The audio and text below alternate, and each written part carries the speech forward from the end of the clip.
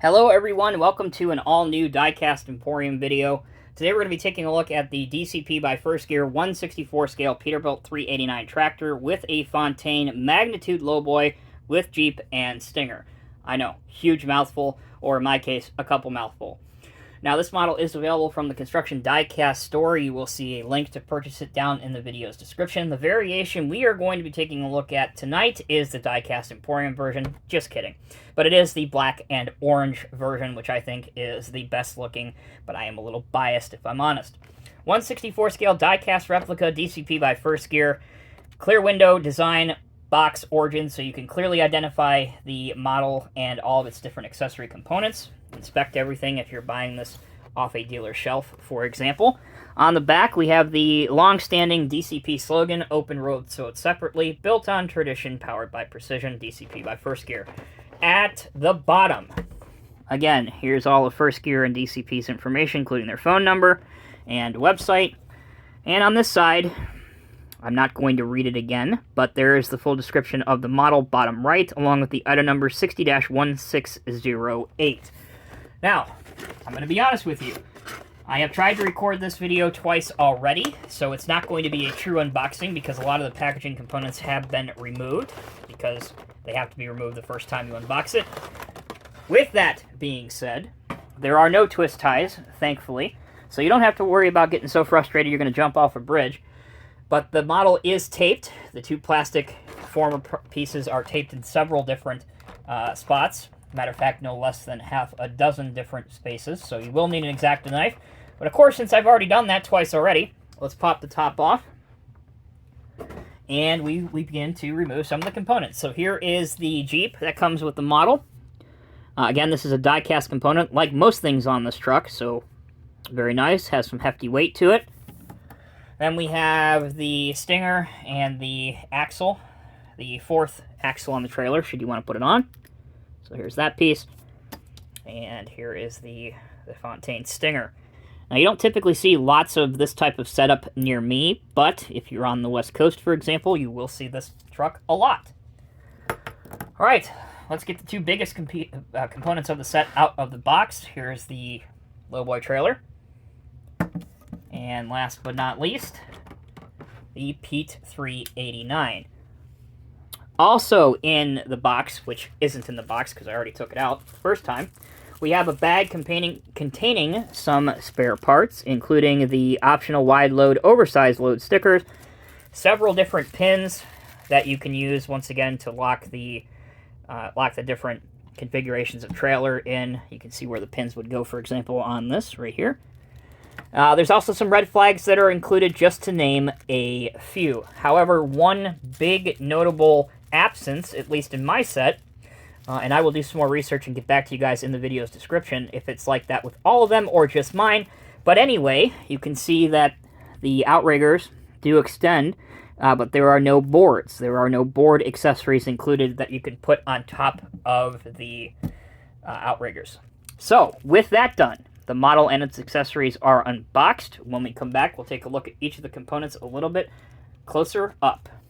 Welcome back, everyone. So let's take a look at some of these components up close now. So here is your XL, which I know I showed you a bit when we were unboxing it, but it wasn't in frame. Go figure, it's been that kind of a day. But there you go. There's the black mud flaps as well, and the lights on the back. So definitely would recommend putting this on your tractor. And again, once we assemble it, I'll show you that. Also, you have the fourth axle, or the flip axle, that you can put on the back. That's what it looks like. Rubber wheels, rubber tires, chrome wheels, and a couple different decals for warning labels, which add a lot of depth and realism to it.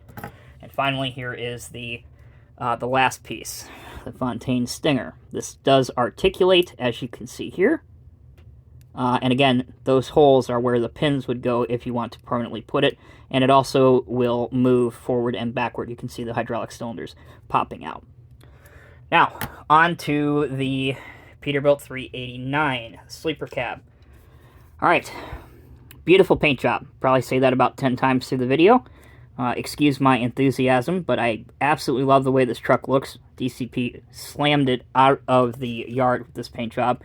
Chrome accent pieces all throughout, such as your aftermarket exhaust stacks, Same can be said for the front bumper piece here. I'm not sure how practical this would be in a real-world environment, especially if this truck is going over some rough ground in a construction yard unloading equipment. You might rip that off the first bump you go through. But if it is, in fact, a show truck, and of course we can excuse it for that, it does look quite good. There's your fifth wheel, your non-functional lift axle.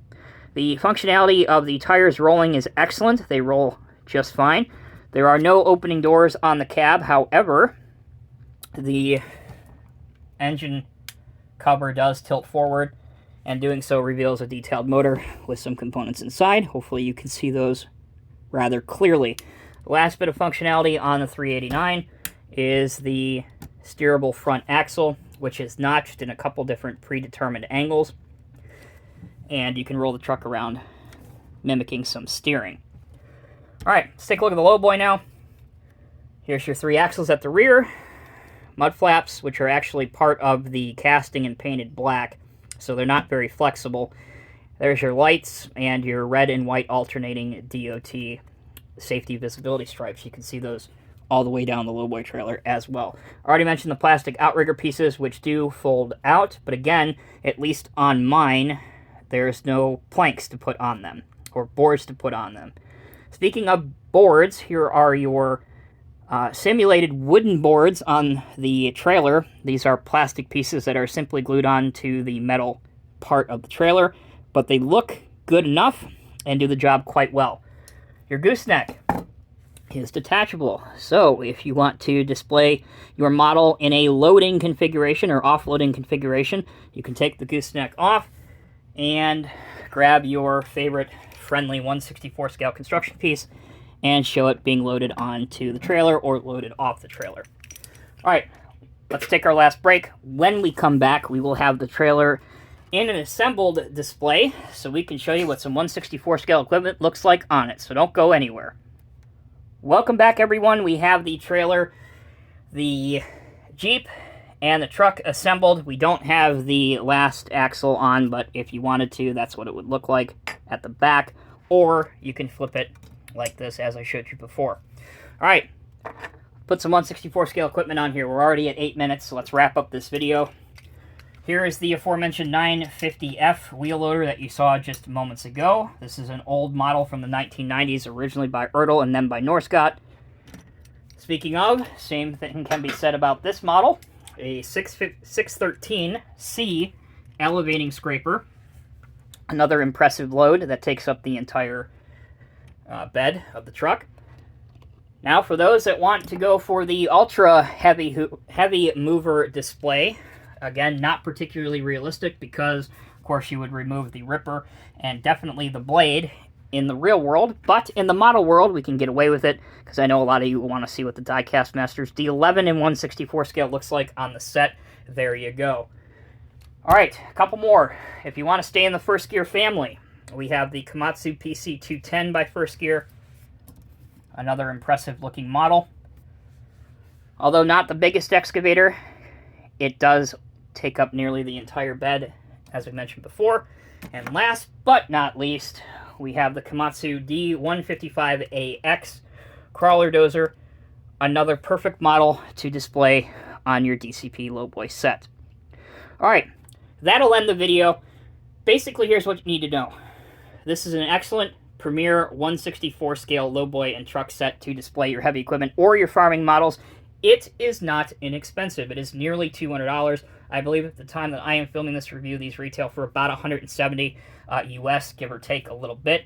That said, you get what you pay for, and if you are a stickler for realism and you want some other options to display with your Lowboy trailer, particularly flip axles, stingers, Jeeps, etc., this is a set I would have no problem recommending to you. Again, the link to purchase will be in the video's description. Thank you to Drew at the Construction Diecast store for letting me preview this model. Until next time, take care, be well. I'll see all of you in the next review.